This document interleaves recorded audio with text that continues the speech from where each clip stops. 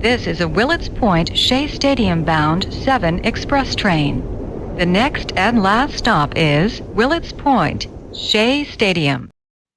Oh, yes, it is Anthony Rivera here with you, talking about all the news and happenings surrounding that team from Queens, the New York Mets, alongside my guests, Keith and Key, because it's a special edition this week. It is the Subway to Shea and Sons series preview. I got my guys here in the house. Key's in a good mood today because the Rangers at least give him something to be happy about. We got the Knicks coming up tomorrow. But I told you guys, once basketball and hockey end in New York, man, it's going to be a rough go if what we saw this weekend is what's going to happen for the rest of the season. Yeah, I'll let Keith take it out. Go ahead. What's up, Oos? I'm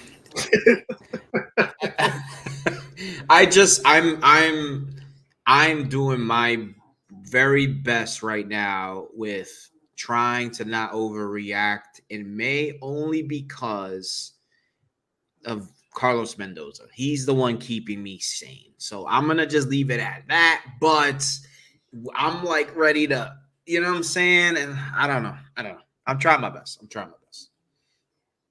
Okay, come on, man. Oh man, I just did an hour of like, what the fuck is this team? What the fuck is this series? And I'm gonna continue to do it. I don't understand what's going on right now with the lineup, but it is what it is. This team has its highs, has its lows, but this is the lowest it's been, I would say, since that opening first two series. So yeah, I agree. You know, even though this team has been terrible this weekend and are now 2 games under 500, we have, just to start 2 minutes in, 40 people, now 41, to start off in this room with us, hanging out. If you haven't done so already, make sure you check out Shea and Sons series recap. It's, I mean, it was live, but it is recorded. Make sure you check it out because I was in the chat. I was enjoying the music. Thank you. There was no yeeting. There was no yeeting for what we saw this weekend. But shout out to everybody in the chat. Make sure you give Shane Sons a follow. Make sure you give Keith a follow and Keeshawn a follow as well. And make sure you like this video and subscribe to Subway to Shea as well as Shane Sons on YouTube. Shout out to Maureen in the chat. Shout out to Chris Torres in the chat. Junior Swingman's in the house. As well as Danny Matos, who's talking about Christian Scott, which we're going to get into. I know you guys did a recap. We're going to do a little bit of recap here as well. So let me hit up the slide here. Obviously, clean sweep for the Tampa Bay Rays. And not only did the Rays beat the Mets, but the Mets beat the Mets this series, which sucks to say, but that's very Mets. I mean, that's, I mean, it's the saying, right? LOL Mets, very Mets. It sucks to bring it up, but it's what we deal with basically on a daily basis with this team. Game 1, Jose Quintana was lit up by the Rays, even with a 3-run lead. Like, the Mets finally gave us some offense, and Quintana was like, nope. Not today. Let's go back to the way things were. So he gave up, I think it was 6 or 7 runs. The team gave up 10 runs total, even with Brett Beatty going yard twice. Even with another 2-run double from Francisco Lindor, they score 8 runs, right? Like, you should be winning those games, and they couldn't pull it out. They lose 10-8 game 1. Game 2, which I think we're going to probably talk about most. Christian Scott, Dazzlin's major league debut.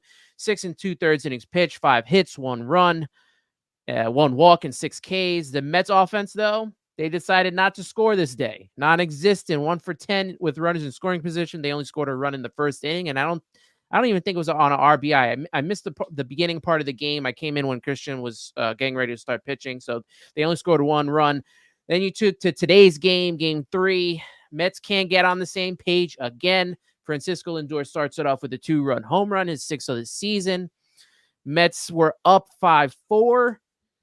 Edwin Diaz blows his first game of the season since 2022. They still took the lead in the 10th, but then gave up, I think it was a 2-run triple in the 9th to lose that game. I mean, guys, man, like I just don't know anymore. I don't know anymore. Like, That's baseball, bro. doing? What are we doing? These are like, this is Major League Baseball, and it feels like we watched AAA. Yep.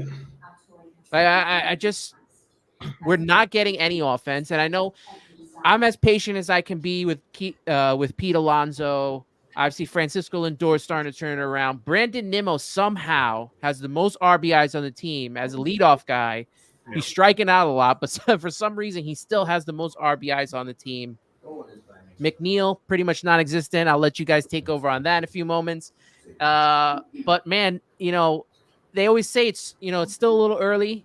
We're in May now. Like, the offense is so inconsistent. And I don't know if it's the fact that we think that these guys are better than they are, or like, I just don't know what it is. We know the resume of Francisco Lindor. We've seen him do it throughout Cleveland. A lot of these other guys have just been Mets, and I don't know. It's very inconsistent, and it continues to carry on. Well, Anthony, right now the Mets have played over 30 games. And I know people want to say small sample size, but they have not floundered very well in those 30 games. And I think the problem that we have is not the fact that we think they're better than we think they are. Problem is that a lot of these losses we could win. Oh, yeah. Almost every one of these losses, I'd say out of the 18 losses, I'd say 14 of those losses should be wins. And this is a team without a true ace. This is a team with the underperforming first baseman, second baseman, third baseman. The catcher situation is in flux. We can't really we're not really run preventing, which is what we're supposed to be doing. And we're getting by based off the bullpen, and we're getting by based off, sometimes we have an offensive outburst, and then sometimes we pitch really well, and then sometimes we don't do neither. And that's the problem. And I think being a 500 ball club, I think you're going to have to shake it up at one point. Either you shake it up downward or you shake it up upward, because this team cannot be behind the Nationals. Bare minimum, you got to be better than the Nationals. And right now they're below the Nationals, not by much, but for enough for you to look at the standings and you can sit here and say, well, vibes from 2023. Yeah, I listen, man. I agree with a lot of what Keith just said. I think they've been consistently inconsistent all year this year, from game one. Usually you're able to figure out a team's identity within the first month. Last year, we couldn't. This year, I can. We know they're a fun team when they win, and we know that Mendy is trying to build a culture, and this is obviously a transition year because of David Stearns being, president of baseball operations through his first year, inheriting a lot of these guys. But I don't know what we can hang our hat on besides the bullpen that we can say, this is our calling card, right? We want to say it's pitching, but some days the pitching is not there. We saw it on Friday. And, having to bring up Christian Scott this early, I love Christian Scott, but having to do this early, not really ideal. None of us saw that coming. Starters haven't given us length. Lineup is not hitting. They get timely hits, but that's about it. And they haven't gotten it this series, and they didn't get it last series, and it's starting to snowball. So I'm struggling to find the one entity of this team that I think could drive us to being a playoff team. It hasn't shown up yet. Yeah, and every time there just hasn't been some sort of median that we can reach. We get good starting pitching, there's no hitting, right? You get a nice performance from the bullpen, and then some days when there's hitting, the bullpen's not good. Like, it's just, we can't get on the same page at the same time, and instead of us going back and saying, you know what, this is the team from 2022 that we thought they were, we're back to 2023, the start of 2023, even with some decent sized starting pitching, because the starting pitching has been way better than it was at the start of last season. But the offense is the only, I don't know if this makes sense to you guys. The offense is the only thing over the last few years that has been consistently inconsistent. We know what we're getting from the offense. They've shown us this before. We've seen it before. At the end of 2022, they fell apart and they were hitting like this, right? All of 2023, this is what we saw. There were some games where they scored a lot of runs, like that Braves game where Francisco Alvarez, he hit 2 or 3 home runs. They still lost, what was it, like 12-10 or something like that? Yeah. Like we're seeing those games right now. That series, oh God, man. We go back to that point that we say that that series specifically, if you look at that series, we had the lead in each one of those games in Atlanta last year, and we lost all 3 games, and we felt like the season spiraled right after that because 4 games and the season spiraled right after that. And when the Mets start losing games that they have right in front of them, it's like a recipe for the mindset of the team to just go haywire.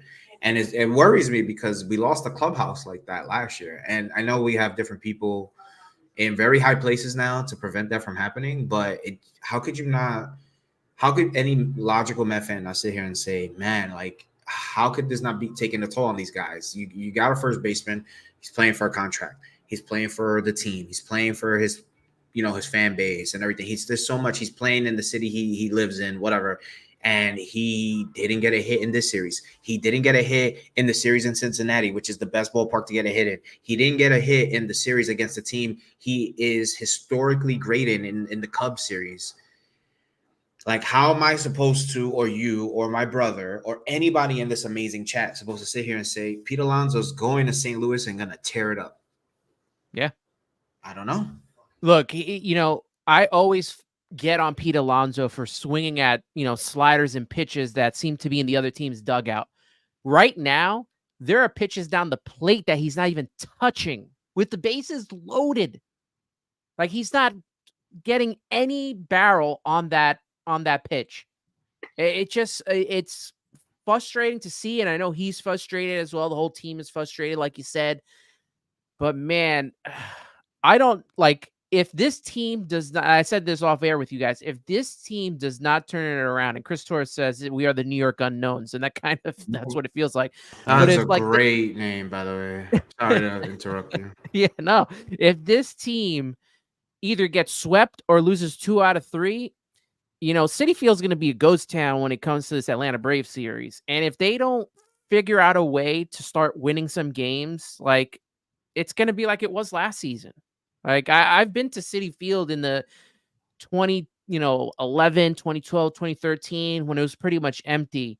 Like, you actually got a decent sized roster here to root for. And it's just like, they're just not doing anything. And we talk offline and we have the chat and stuff like that. But like I told you guys, I have like no attachment right now to any of these players. So if you told me trade this guy, trade that guy, I'd be like, all right.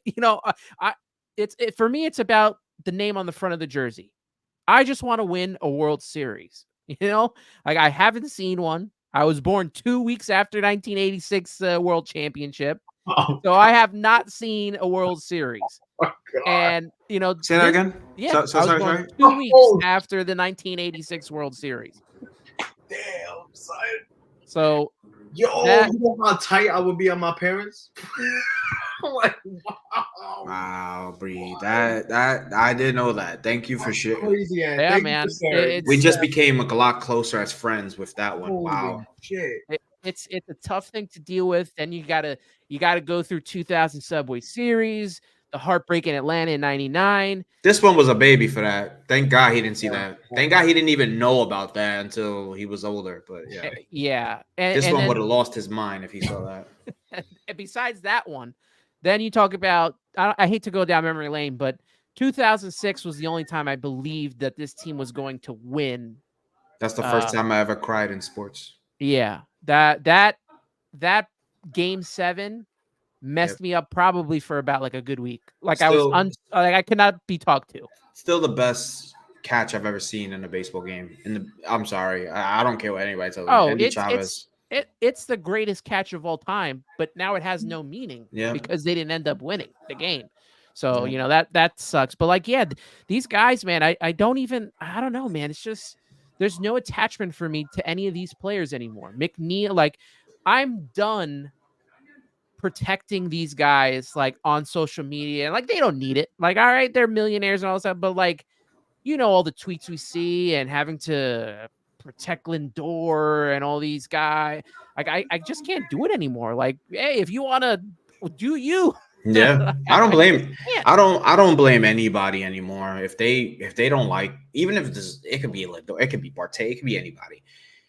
This team has so many opportunities to change all of our opinions, and they have. It just feels like same vanilla, same like little bit of oomph. They remind me so much of like. They remind me of when you go shopping and when you're a kid and you want that one toy and you don't get it and you get like a supplemental toy and it's like it's not the same, you know what I'm saying? It's like they're like that cute girl in class that you know you have no shot in, and then you have to settle for that other girl and you realize she's cooler than the cute girl, and then you end up with the cute girl and it's not all it meant out to be and shit. That's what it feels like. And then you'd be like, oh, I should have stood with the girl that wasn't even like nobody paid attention to. It just, they're the biggest tease in the world because when they're going good, like we saw when they were on the little stretch, you're sitting here saying, oh my God, 2022 vibes. The Mets are like vibing and the Mets look like they're playing baseball the right way. And Mendy's doing this and the pitching and bullpen, blah, blah, blah, blah. And then they start losing games that are like right on a silver platter, right in front of you. In my opinion, I will say this. The pitching's been better lately, but you can't have – this is the problem from last year. This is why I don't blame anybody for saying, oh, last year vibes. Friday night, 8 runs in 3 innings. Well, what are we doing? Quintana, give us a chance. You know, and then it's we like end up – out of all games for him to blow, it's like that one. Yeah, and mind you, we scored 8 runs. But, bro, you could have given up 4 and we would have been okay. It's like, bro – Give me a bone here, you know. Christian Scott, fantastic, gives me optimism through the moon. But execution at the end of the game, like we can't hold, we can't even get a runner in, we can't even get a fielder's choice run, a sac fly. No, can't do that today. For whatever reason, I think was the worst game they've played since that opening series in Milwaukee. It was sloppy, it was lazy. They ruined the opportunity of getting a steal victory for Sevy, who didn't even pitch that well. And they had the lead in 2 different occasions, and they just flopped it. And that's the New York Met team that we all hate. You know, the one that just lays over. And I don't like that. Yeah. This team is not good. The Rays aren't that good. They're probably going to finish 4th. And we just made them look like the Rays of last year. Yeah. I mean, the problem that I have with the team most is that the lineup is boring. It's so boring. Yes, it is it's like pulling teeth to get a guy on base. And then he gets on base. And then you know it's going to be a double play, a pop-up and foul ground, or some fucking bullshit fly ball, you know, on a pitch that's right down the fucking plate. And it's infuriating to watch. Because, yes, we can fall in love with the good old days in 2022 and everybody getting slap hits and not hard hit balls and bloop and a blast. But this is the reality we're living in. That happened 2 years ago. And I'm tired of just a pop-up over the second baseman's head going up for a hit and us cheering like it's a 3-1 homer. But I'm tired of it. I want to piggyback off that real quick. You want to know how annoying and boring this team is? When we have a runner at second and a runner at third to win a baseball game, right? You would think that like McNeil, batting champion, right? Get a hit in the double, pull the ball, end the game. By the way, the runners on base are slow, right? The Cubs series was another series. We probably could have won all 4 games. Again, not trying to shit. And shout out to Tomes part, John. This is John's point, and he's right. End the game, hit a double, hit one down the line, pull one, hit one where no one's at. No, he's trying to hit a ball for a sac fly so we can stay alive another inning. That's playing to just like not lose. When you play to not lose, you usually lose. And there again, to your both of y'all are right. Boring. Yeah, that's a baseball play. Yeah, that's the right play to do. Yes, no one's arguing that. How about end the game and make it fun? Hit a home run over the fence like Mark Vientos did, or hit a double in the gap. If he hit a double in the gap and he was shit from that point to now, I wouldn't be so hard on him. But he's been shit since then. And his situational hitting that has made a name for him in this league has been shit. And he gets by over and over. And he is boring. And he is the definition of why this team is boring. Sorry, I had to get that out. I'm ready to throw McNeil in the ninth spot. Like, how is he still batting sixth right now? Like behind JD Martinez. He was batting behind Alonso before things started. It's crazy to see that. Look, that game where they lost to the Cubs, I know even I did a lot of complaining about the rule situation.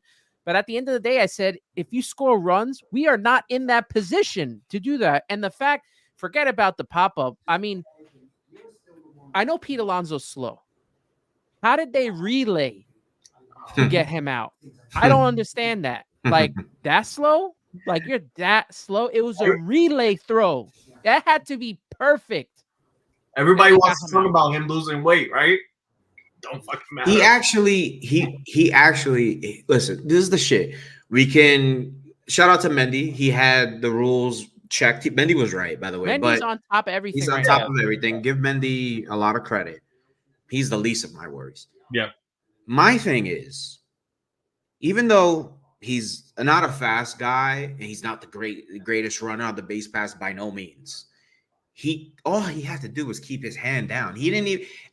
I understand. Yeah, I understand. He blocked the plate. He really did it. He just had his foot on it. He didn't block him from actually touching the plate. If we're being technical, all you got to do is keep his hand down, and none of this is a story.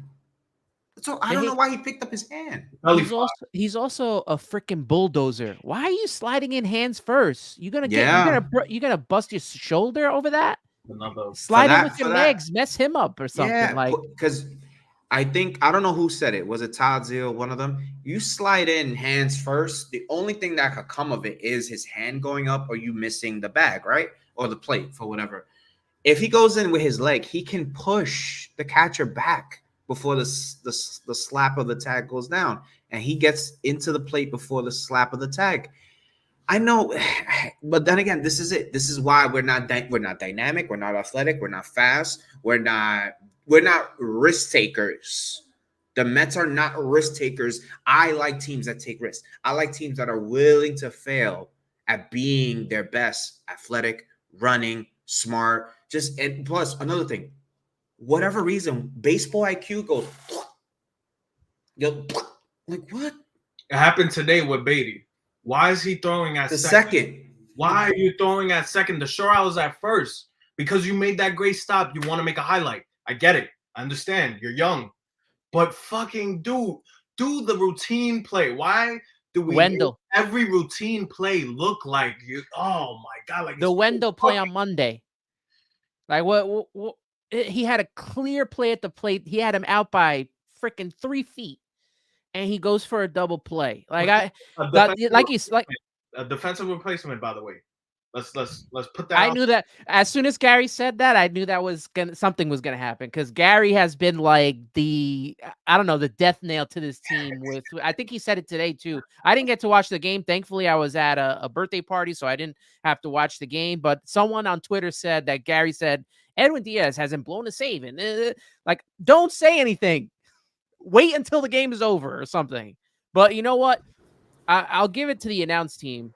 Like, I never feel bad with my thoughts because now Keith and Ron have the same exact thought process. I mean, and these guys played baseball. Like, so they're always frustrated with the way this team, even throughout last year, they were frustrated with a lot of things this team was doing. You know, I'm looking at yesterday's game as a good example. The bases are loaded with Adam Ottavino. 3-2 count. You know what? Whatever you do, don't walk the guy in. If you're going to give a run up, make sure he hits your best pitch and throw it down the plate and see if you can strike him out. You got a decent enough fastball. But no, he throws one of his little sliders that, you know, is a ball by like 10 feet. Like, and then they just give it up. Same thing with Sean Reed Foley on Saturday. He did the same thing to give up the third run. Like, challenge the guys, man. At that point, you're either going to win or you're going to lose. Challenge the guys at that point. Yeah, I think a lot of that is not happening with the bullpen in certain cases. I think somebody like Edwin today, I don't want to be too harsh on Edwin because that was a difficult pitch for Randy to hit out of the ballpark. Yeah, he barely hit it out too. And he barely hit it out. I don't want to make this Edwin Diaz is not good again ordeal, but right, you're throwing your slider 90% of the time. What do you think is going to happen when you keep throwing it to good hitters? I know Randy is not, he wasn't, you know, all that this series, but you keep showing it. You're showing your hand and you keep showing it. And it happened with Ottavino yesterday. He's showing his hand because that's the only pitch he can get over. He's afraid to throw his fastball because he's a chicken shit and he doesn't want to give up more than one run. Well, you give up a walk. Lindor makes up a great play. You know what I mean? And the game is over at that point because we know the lineup is not going to hit. So, like Keith said, like you said, push the envelope. Throw a pitch down the middle. What like throw a pitch in the zone that's gonna try to get the guy out. It's little things that are not happening by veteran players. Baseball IQ, baseball acumen. It sometimes, like Keith said, it just goes out the window. Yeah. Half of this roster has been here since, 2019, 2020, 2021. And we're seeing the same mistakes over and over again. It's like, how much more do you want those same mistakes happening? Yep. And I don't know, guys, man. I'm almost to the point where I don't know if this core is it. I'm pushing myself to believe this. And now obviously we have all the people on Twitter like the Chosen Clarks and all these guys who hate, like, what does your gut tell you, Anthony? Frank the Tank, and they all hate it. Anthony, what does your gut tell you? I just can't get with it right now. That's the problem. Can't vibe with it. None of us can. I believe in them. They don't believe in them right now. Yeah, that's the problem. I think believing in them, it can only come from them showing us. There's only the talk is done. Stop telling me you need to be better. Stop telling me you're struggling. Stop telling me. Honestly, they go all give me all the cliches. Look, I'll tell you before I'm going to let you continue, but before that, look, now I turn off the post game. Yeah, because I don't watch it no more. I don't want to hear it. It's the same cycle. I don't blame you. I haven't watched one in a minute. I only try to catch Mendy sometimes or whatever, just so I could pick up. Well, Mendy's real right now. Yeah, he's the realest thing we got. Yep. Look, he said that Hauser sucked, so I'm buying that. Yeah, I mean, the thing is that walk-off wins are cool. Walk-off wins give you energy. They give you a little bit of hope. I want to beat a team from inning 1 to inning 9, and it be just like, yo, we don't even have to worry about nothing. I haven't had that in a minute. And you give me about 4 of those in a row or 4 or 5, whatever. I'm not even asking for that much. I think me, you, my brother, and everyone else in the chat be like, they're starting to come around. The Minnesota Twins had the league's worst, that includes the Rockies and the Marlins, the league's worst team OPS, and they won 12 games in a row. That's just crazy. Saying, man. That's crazy. Look, if you told me the Chicago White Sox, which is the worst team in baseball, like they are like worse than the Athletics were last year. If you told me down the line maybe that this team could beat the Mets in 2 out of 3 or somewhat of a sweep, would I be shocked with the way we've seen this team play at this moment in time? I wouldn't be shocked if they got picked off by like a team like the White Sox Mm-hmm. with no offense. Like it wouldn't shock me. It's depressing to, even to think of that. But like there were series that obviously the Detroit series is one of them, Chicago, where the Mets outplayed themselves. They should have swept both series and they outplayed themselves and lost. Yeah, it's compounding troubles, errors. You know what I'm saying? And I'm struggling to find like I know that they're cool when they win and we love them. Like 2 weeks ago, we were all like, "Oh my God, this team is finally, coming around." But it wasn't concrete. All those games we were escaping, or we beat the Pirates by a bunch of runs, or we beat the Braves by a hair nail, and to Keith's point, also we haven't really like stomped the team out. And I think that's part of the issue. I think we haven't really gotten any continuity from Pete and Lindor at the same time. That plays a part. And maybe it might be time to break away from that if this continues, and maybe put Lindor in a different spot in the lineup as opposed to Alonso. I don't know what the fix is, but I know that as currently constructed, the three people on this live, and I'm sure a lot of people in the comments and watching, are not vibing with this. Like, hey, we're gonna win 1-0, and that don't make me want to go to the ballpark and spend money. That don't make me want to buy your jersey. That don't make me want to be like, yo, I can't wait to go to work and show off my Met jersey and show it off at the subway or outside or whatever. I can't wait to wear that. That don't make me proud to be a Mets fan. That make me like scared to show that off because I know somebody's gonna laugh. And right now they're giving off that vibe. So we also got to scale back and think that it is May, but I'm not vibing with this team like I thought I was gonna vibe with this team. Yeah. And Shake Johnson says it here. They're winnable games. Like you talk about like it being early still and May, like, early in May that works if one or two players are not vibing, but like the whole entire core, like all of them are not hitting. Yeah. And we'll get right now, probably the best player right now is Francisco Lindor. He's got on hot over the last, week or two. Him and Marte, I think. Him and Marte. Yeah, Marte's defense has been out of this world, honestly. All season, Marte, I say, is the best player. Marte. Yeah, he's been the best man all season, in my opinion. Which is crazy because a lot of Met fans didn't see that coming, and it's not fair. It's not like you're wrong for that. I mean, he's 35 years old. Yeah, you know what I'm saying? Like, you expect a 35-year-old to carry? How long we gonna rely on that? Yeah, at some point, Marte's gonna have a point where he's gonna have a shitty run, and then we need someone else to pick him up, and blah blah blah. So, the best stretch for the Mets was in LA, and I felt like every single player 1 through 9 was locked in, aside from Joey Wendell. But it felt like 1 through 9 was locked in. They saw Yoshinobu Yamamoto on the card, knowing he was going to start, and it felt like everybody was taking great at bats. Where are they? Where y'all at? Because we need y'all. Because let me tell you something. I know we're going to talk about the Cardinals series. Best believe when you put up 16, 17 runs in Atlanta, they will remember that.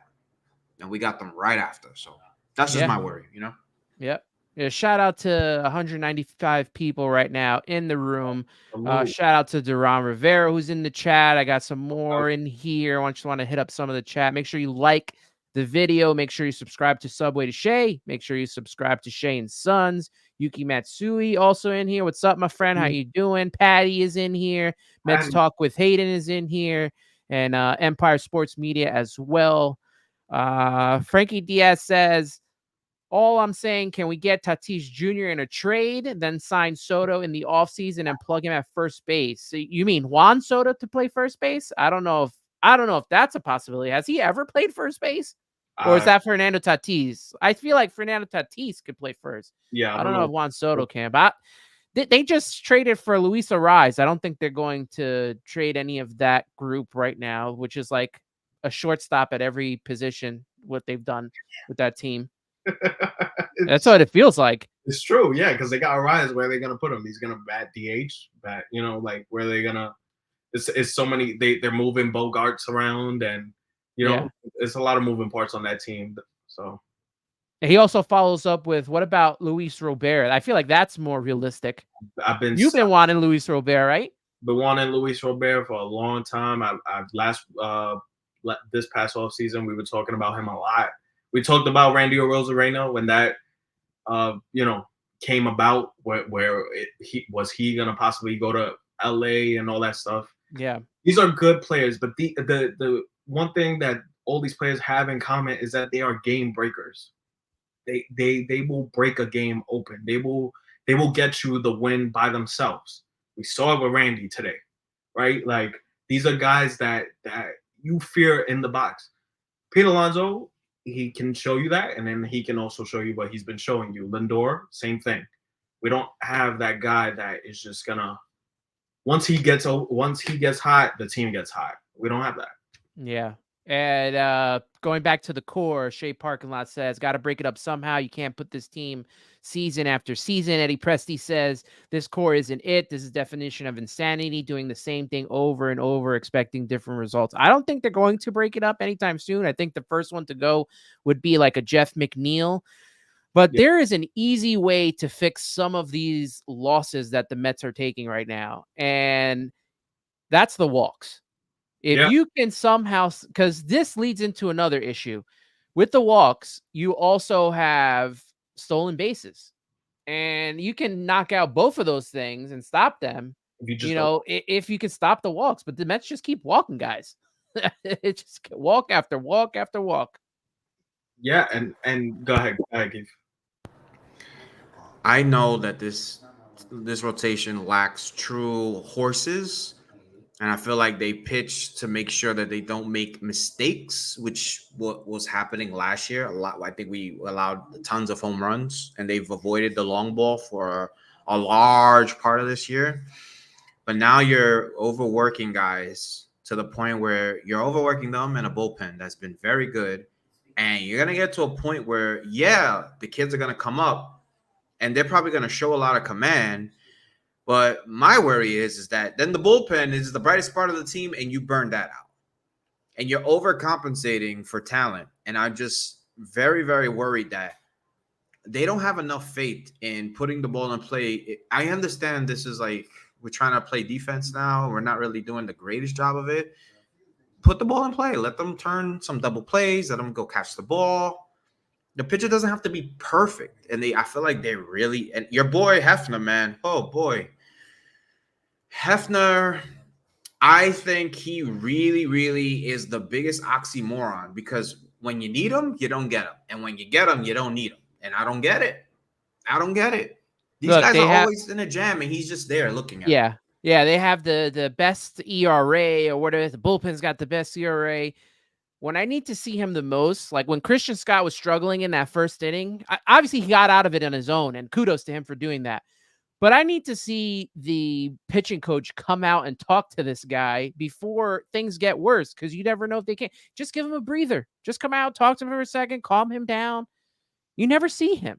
You just never see him ever. And it's so frustrating. Yeah, part of the frustration is that I feel like Hefner tends to, I guess, distribute a lot of the workload to Frankie Alvarez. And now look, right? Like the way he commands the pitchers, the way he frames, the way he calls games, you're seeing all that rear its ugly head, and that maybe just Hefner isn't the guy to be like, hey, come on now, like stay in there, like remind the pitcher that, like of his repertoire and how to get a guy out and what's the plan. We didn't see it last year. We haven't seen it much this year. And I think he's riding on the coattails of this amazing bullpen. But if you have the most walks in the MLB, what the fuck does it matter? And you can't get a guy out at second. You can't get a guy out at third. The guy scored 4 bases today. You can't get him out. I think I saw we have the highest percentage in all of the MLB in terms of steals against, but it's at almost like 98%. It's 52 out of 55. Yeah. That's not You're not going to win games like that. You're not going to win games if a walk turns into a double, if a single turns into a triple, if a single turns into a home run, because, you know, a guy gets on third, a fly ball with 1 out. Oh, wow. A run is scored off of 2 stolen bases. Yeah. So you do the math and you think about how much the team cannot hit right now. It's just a big snowball effect that's going to. Look, every manager, every series has to be like, I don't care what you do.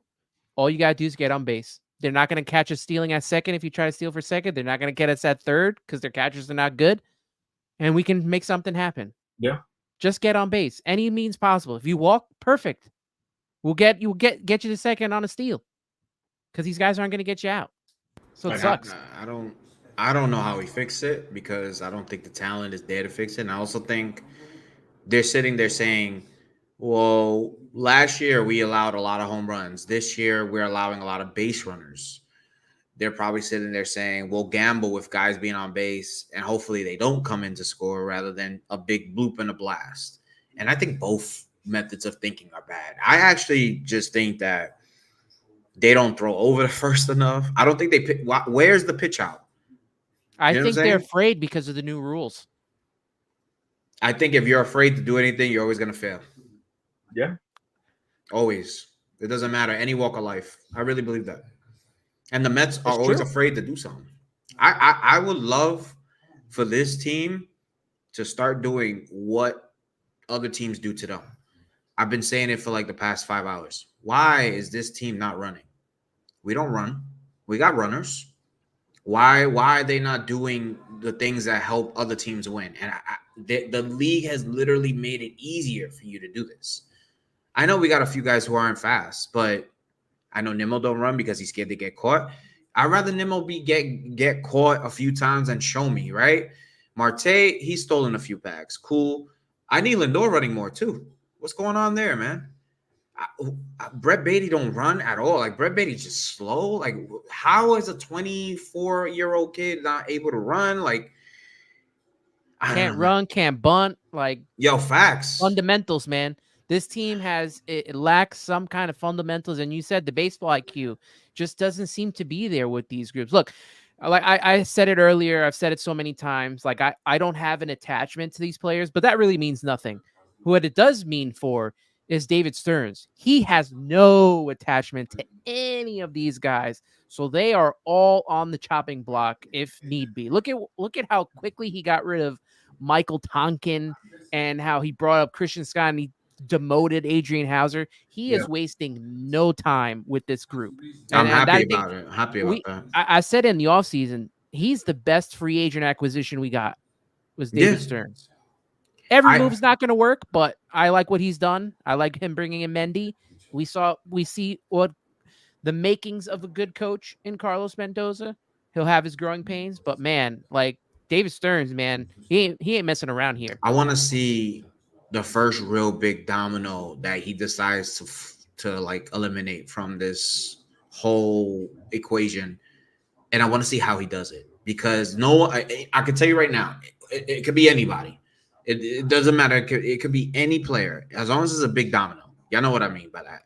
And I just want to see how many people are going to trash it because no one's going to appreciate it. Like, you know, the casual. And it's probably a move that is going to help the team. I just can tell you right now, he's going to make such a move that 80% of the family is going to be like, oh, this guy, he's new. He doesn't know what he's doing. He doesn't understand, blah, blah, blah. And it's probably going to work. And I think that is the one thing that is like a smoke and mirrors to a lot of Met fans that they just don't trust this guy yet. And he's getting Drew Smith looking good. He's getting Severino looking good. Minaya was a reliever last year. He's looking good. He's getting something out of Harrison Bader. He's getting Brett Beatty playing defense. Tyrone Taylor needs to play more. DJ Stewart. One of probably the best players on the team. Look at his OPS. That's crazy. A lot of people thought he shouldn't even made the team coming out of spring. So something's working. Yeah, I just think sometimes a subtraction also means an addition. Well, yeah, it's true. And he kind of brings like a fresh air to this group, which is kind of stale and, like you said, a little bit afraid And I think that there's definitely something mental going around with this team. You saw it in 2022 when they weren't able to overcome that September kind of, I don't want to say collapse, because the Braves and Mets were playing neck and neck, but the Braves were just out of their minds. But that last series broke the Mets, and then the Padres series also broke the Mets. But then you go to the trade deadline. Did you see during that press conference? That was an important one. Did you just like see the demeanor of the group, like Nimmo and Lindor? They were like shocked that this stuff was happening. And it's like, guys, you played bad all year. What did you think was going to happen? 7.5 games out, and they really thought. But again, this is a conversation I don't want to lead into.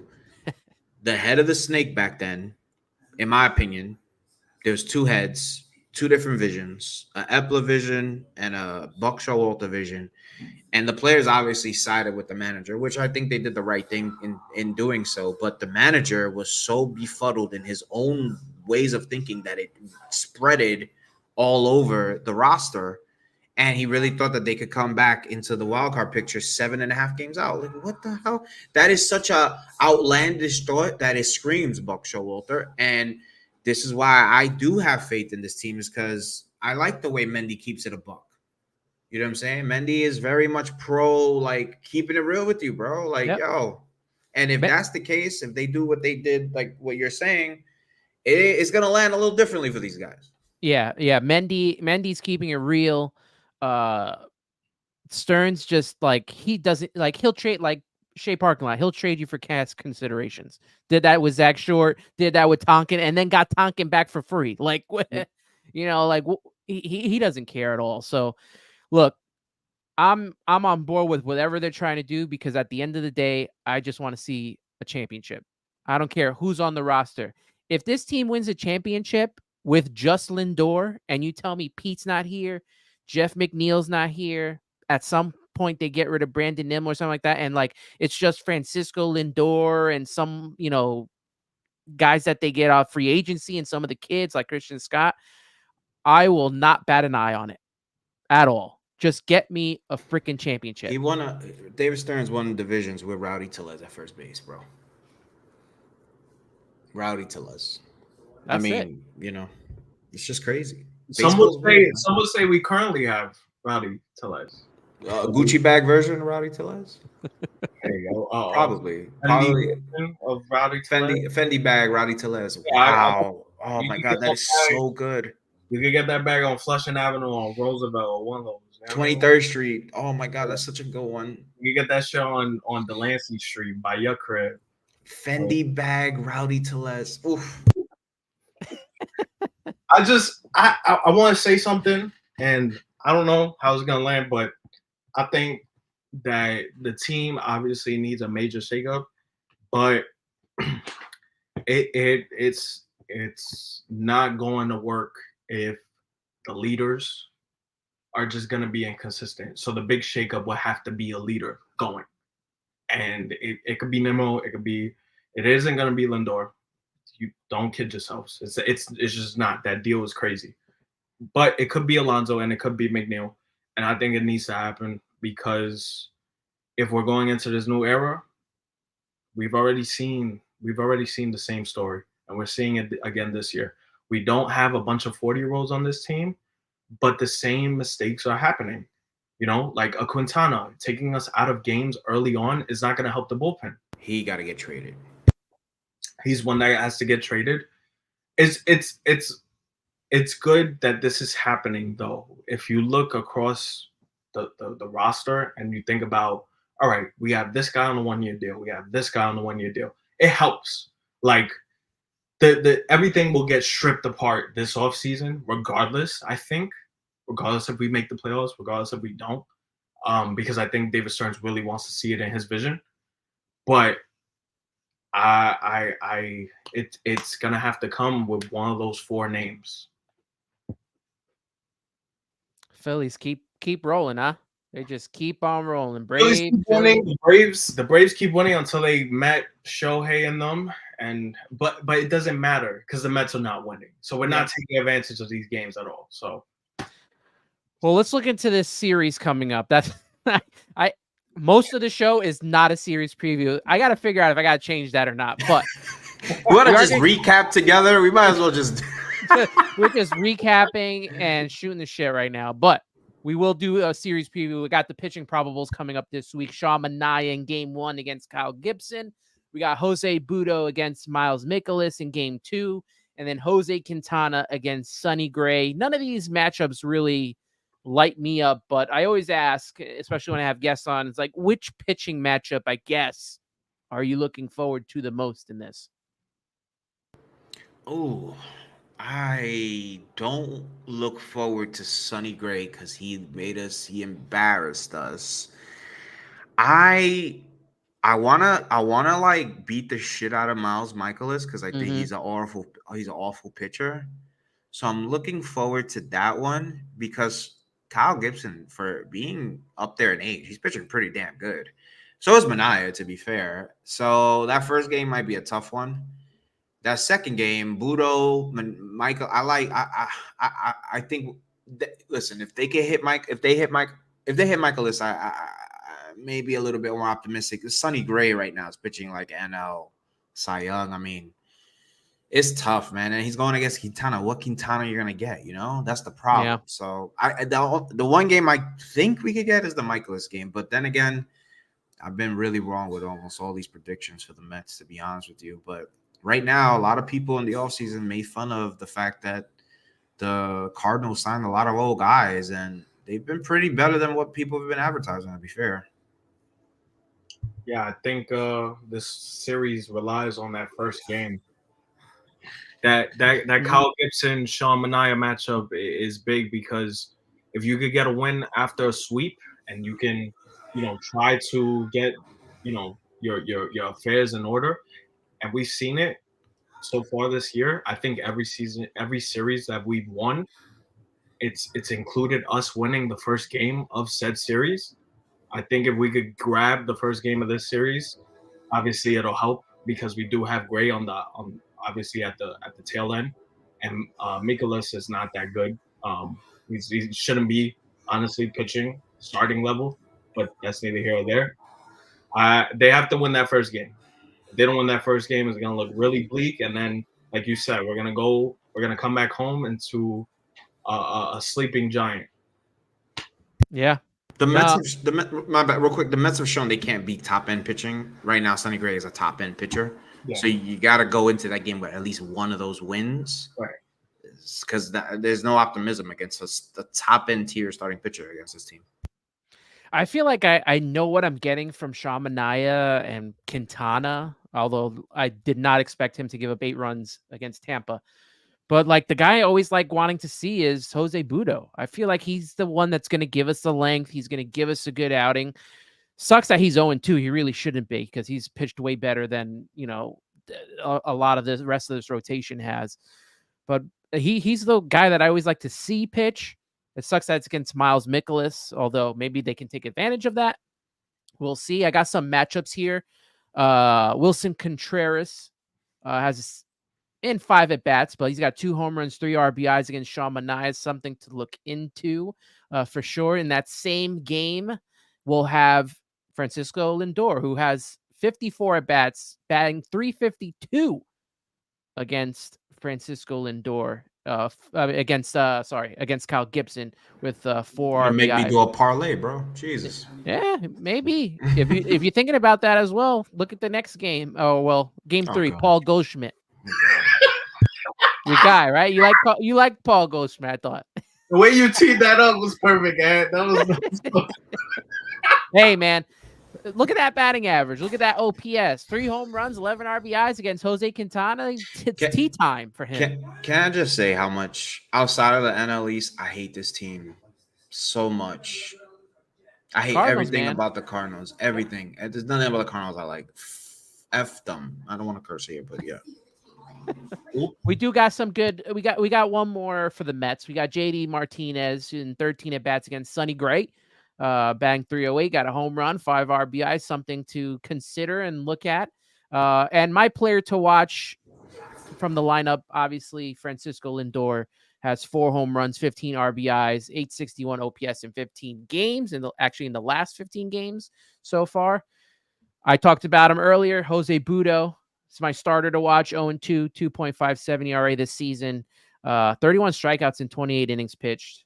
He continues to be a kind of a revelation to this rotation. And hopefully next year, him and Christian Scott, along with Senga, are leading the charge there. And out of the bullpen, Jorge Lopez, 1.76 ERA this season, good. 13 Ks in his last 15 unsung hero. And a third innings pitch. Yep. Unsung hero, honestly. He's been better than advertised, personally. Yeah, that team up with Jose Rosado. How about that? Yep. Shout out Boricua. But Puerto Rico.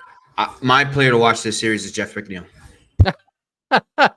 and end. Hey, actually, I didn't put it up here, but he does have good at bats against these starting pitchers. But that's in the past, right? The past is the past. This is a brand new Jeff McNeil that we have been introduced to over the last season and a half. And I don't know, man. It's frustrating. That's for sure. Yeah, man. Let's do the baseball thing that baseball fans do. They'll be all right. They'll be okay. They'll be all right. You know, that's like the baseball fan thing. It'll be okay. It's early, you know? That's like the common thing baseball fans do. Storm Shadow 75 says, I don't believe much in this team as it is, but to be fair, offense around the league is down. Olsen, Acuna, Carroll, Torkelson, everyone on the Reds minus De La Cruz. You know, the only problem is, and we've talked about this, is it's not just this year for the Mets.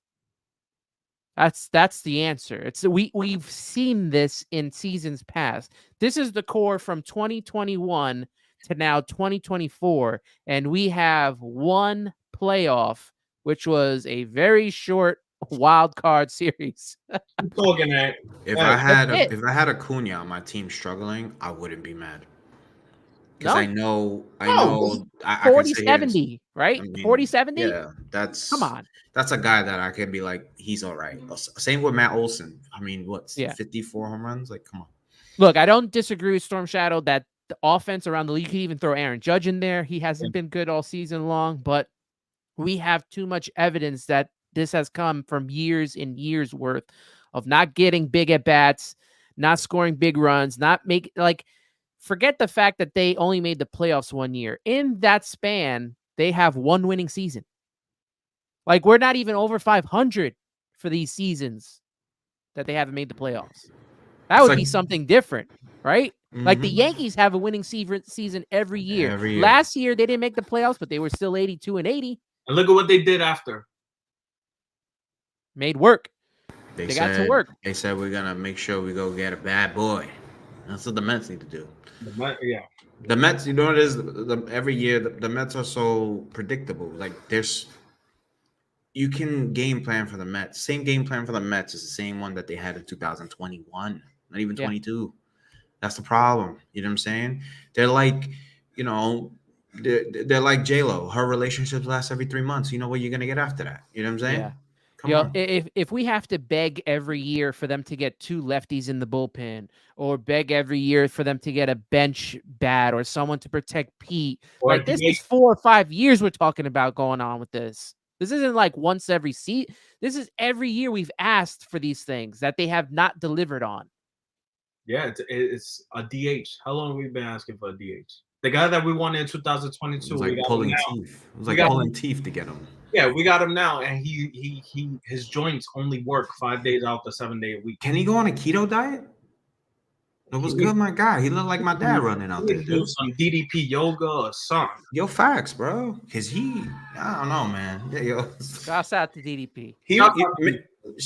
JD Davis running the bases like Mick Foley running like down the ramp to get the hardcore. Alonso runs like Mick Foley for real. Like really watching him charge after that ground out that he had to flip over to I think Reed Garrett. So the slide against the Cubs, that was Titus O'Neil in the Royal Rumble. He just went right under the ring. Like Very obscure references we're doing right now. But Welcome to the Shea and Sons podcast, by the way. Yeah. Gentlemen, look, it's always a fun having you guys on here, and I appreciate you joining. I know you did your show earlier, and it's a long day to begin with, and talking about the Mets after a loss, frustrating as well. It sucks that we're at this point in the season of just frustration, not knowing what's the next step, because there's no game plan with the roster. There's a game plan that the manager puts together and does his best with. There's a game plan in place with David Stearns, but I feel like the players are not game planning for these games, and we're seeing it in these losses, and it's just frustrating to watch. But like I said, always appreciate you guys coming on here. Thank you for doing this today with me. Obviously, this never ends. We'll be doing more of this as the seasons go by, and just promote your stuff. As always, you guys have great content, and let everyone know, who may not. I'm pretty sure everyone does know, but I always like to allow you guys to, put out your social media and everything else you got going on. Thank you for that, Oos. You can check this Yeet down on Shea and Sons, Shea and Sons, every series recap. We are there expressing true, raw emotion. We try to make it fun. We try to laugh. And yeah, man, that's kind of our vibe this year. That's our lane. We're really, really trying to we're trying to be more fans this year as we are content creators. But we want to root for the team as much as we possibly can. But they got to give us something to root for. So, but check us out on our little at Shea and Sons. We're there every series recap, and we'll definitely be popping in, helping Ant and everything. And Twitter, YouTube, that's pretty much it. Sometimes Instagram, but that's pretty much it. But other than that, man, LGM, right? Always. It's always LGM. Forget LFGM. I'm done with that. The F might not make it past like the next 80 days. Yeah. We'll keep it at LGM, and I always like these collabs. Subway to Shea and Sons collabs is always appreciated. And we're now, your favorite. We know we're your favorite. We know. Of course, guys. I mean, we're like family almost. So I appreciate you guys. I appreciate you guys, brothers from another mother. Real quick. We're King of the Ring prediction. Come on. I have no idea who's in the King of the Ring. Gunther? I haven't been keeping up daily with wrestling. They're doing qualifying. They're doing qualifiers tomorrow. All I know is LA Knight is qualified for this, right? Yes, he's gonna be in. I think he is. Yeah, he'll probably lose to Gunther. Ooh, LA Knight Gunther, the Ring General Gunther. I think we're gonna get a banger between Ilya and Gunther. I think we're headed there. They're gonna plant the seed for long term with that one. But I do think it should be LA Knight and Gunther. I think that would be fucking awesome. Sorry for that crowd in Saudi. That'll get Jeff McNeil back to hitting 100%. The only storyline that's keeping me alive right now is this new bloodline that's been created to now maybe go up against the original bloodline. I don't know what's going on, but I'm all for it. And like you said, seeing that in France with Jey Uso, that was fire. That was just as good as when Bad Bunny got introduced in Puerto Rico. Yeah, that gave me chills. Yeah, man. They got to go back to France. They earned it. Puerto Rico and France right now, top of the food chain, man. Yeah, they got to go back to Puerto Rico. They got to do another one of those. And this time, we gotta get Roman in Puerto Rico. You know what I'm saying? Sipping on some tequila. You know what I mean? Some Bacardi. You know what I'm saying? My man's back. We got to get Roman Reigns back, man. I'm struggling to watch. If they go back to Puerto Rico, it gotta be Bad Bunny versus Logan Paul. Winner takes the right to island. That's just the bottom line. Vince McMahon would have had Logan Paul winning, by the way. Yeah, he probably would have. that man owns the island. I definitely have to seriously consider getting rid of my 20-game plan next season so that I can go to Vegas for what is WrestleMania 41. Subway to Vegas? Subway Forget about the beginning of next year. Like, we gotta go to Vegas. That seems like it's gonna be a fun time. How could anybody not want to go there? Oh, can't wait. That's gonna be crazy. I'm excited for it. That's for sure. That's something to be excited about. Shout out to my guy Wardy. Hey. Anne's back from the dead. This is true. I was off this week. I had surgery in my mouth for a tooth. I needed a tooth implant. So been there. It's not fun. Yeah, it was like Tuesday, Wednesday, Thursday. I could barely talk.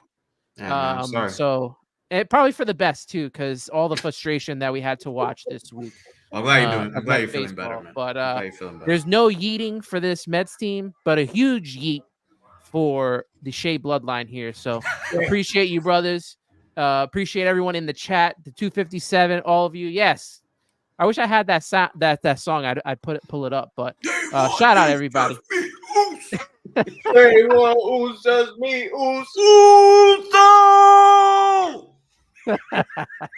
Shout out to you guys. Appreciate you. See you later. Make sure you're subscribing, following Shea and Sons. Like, subscribe to Subway to Shea. And as always, let's go Mets.